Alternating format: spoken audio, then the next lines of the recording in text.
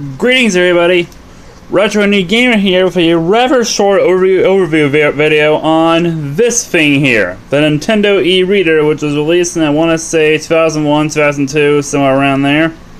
It was one of their more interesting peripherals. I mean, as you might tell from the design of it, that it was basically... Yeah, it basically was a device that read cards to play certain games. And really, it was one of those devices that had an interesting idea, just the implementation was not the greatest. I mean, I knew that when I was a kid of this thing, and I know that and it's even more so now. Of course, one thing you might notice is that there's this little thing here, which looks like the thing where the link cable will go on a Game Boy Advance on a Game Boy Advance, and it is, because that's where it's supposed to go. Which you'd think would make it really interesting when trying to get it to work with a Game Boy Advance SP, because the cartridge slot is over here, and the port is over here. But in fact, it has absolutely nothing to do with the way the thing works. Because it works on an SP just fine. And in fact, I'm sure the only reason why this thing was designed the way it was because of the way the original Game Boy Advance was designed. Which, if you remember, it was had this really weird shaped thing, and it had this thing on top with the cartridge slot right behind it. Yeah, I was not a huge fan of the original Game Boy Advance design.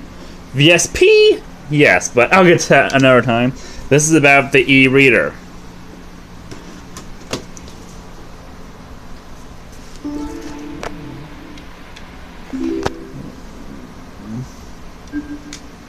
Yeah, so then let's pop this into my handy Game Boy player here and see how this thing works.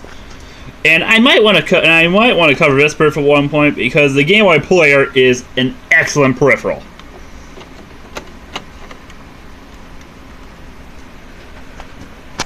Hold on a second, this thing needs a little bit of a push to get in.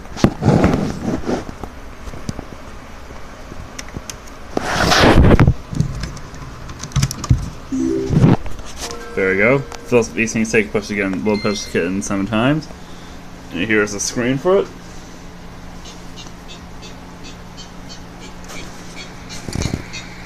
Yeah, press A button. Yeah, that's how it works with these codes from these cards. Yeah, and I'm gonna show one of the more show Manhole, cause it's a more simple game, because it only takes one card, as opposed to some of these other games in which, oh my god, a whole bunch of cards.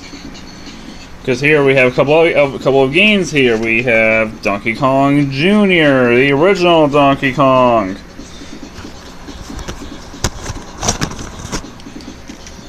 As well as Clue Land, which happens to be the game that I have saved on here from before.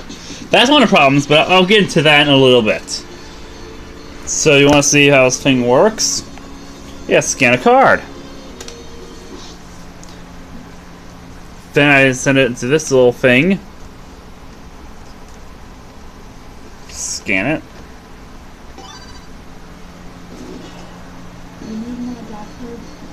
This, and I press. Then I have to press the A button again to get back to the scan screen. Scan again. There we go. And all sorts of errors could occur.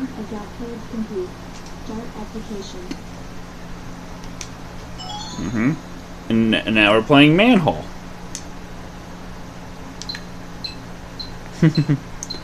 See, now we're playing Manhole. Fun game.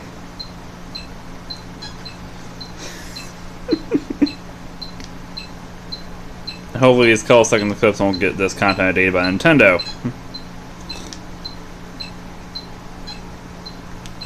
So yeah, this whole all the data for this game is in that little dot code on these cards. Which that itself sounds cool until you realize that every time you want to play these games, you have to scan all these codes. every single time.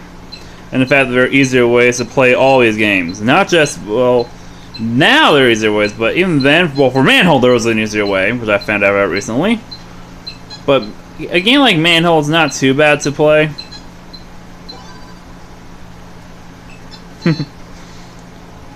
But there are pitfalls to some of the other ones. Yeah, because this only needs one card.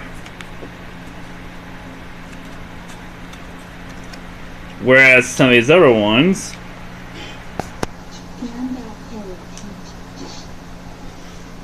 require a whole bunch, like Donkey Kong here, which I'll probably show. I would show the scanning of Donkey Kong Jr., because I believe that was the first game I got for the e-reader.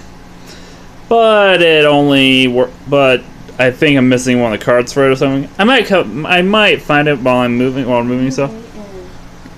Shut up! Time to weigh air. Yeah, that happens when you're on the screen for too long. There's too many airs to hear, and it gets annoying fast. Scan. That's no one. Read error.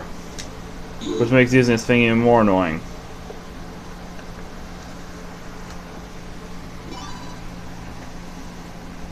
Yes, I want to scan it. And oh my god, that's a lot of codes! Which, if I keep doing this over and over again... Don't read error.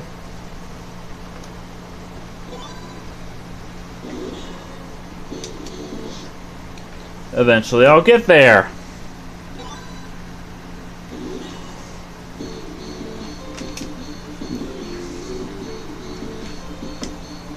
Yeah, I'll get there eventually. So yeah, you can probably tell why this thing did not really take off. Because of all that shit like this. And all these scanning, you can only save one game at a time.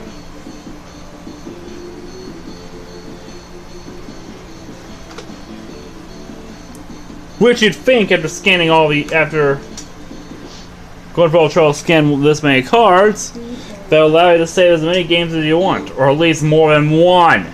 And therein lies the main problem.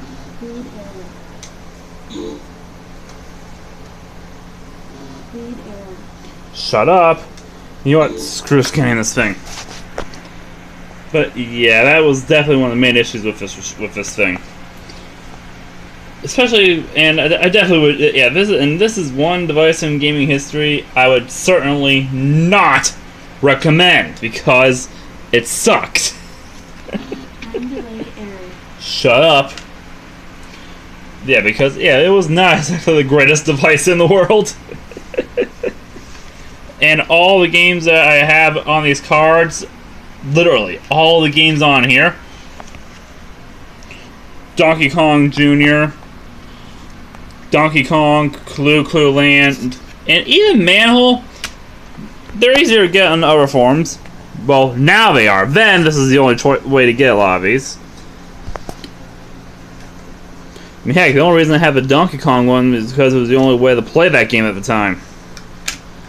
Okay, it was either that or get the Game Boy Advance version, which was like $20 at the time, I think, as opposed to $2 or $3 for a pack of these things. So, yeah, they're cheap, but they could have been better. And all these games can be played, and the easy way to play all these games is on the 3DS Virtual Console, which I think would be the preferred method anyway. And heck, I think some are probably on the Wii and Wii U Virtual Consoles too. But even getting there is definitely a better idea than playing them on here. I mean, heck, for Clue Land, which was the last game I had scanned on here.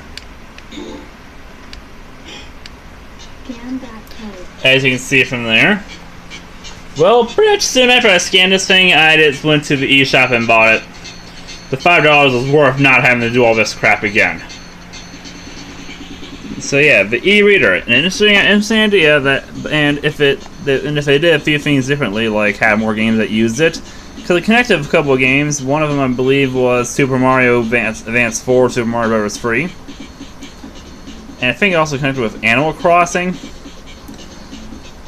But yeah, a lot of games in the U.S. did not really use it, and well. In fact, the thing can only store one game, especially when the games require all of this to scan to play. It's like, no, I'm not gonna do that every single time. Unless you're lucky, you only have a couple games like this. But imagine having a whole bunch of these, and there are a whole bunch of games on these cards. Like I remember, yeah, all free Donkey Kongs, Mario Brothers, and several Cuckoo Land, several other games. Yeah, golf, I think, too. So, yeah.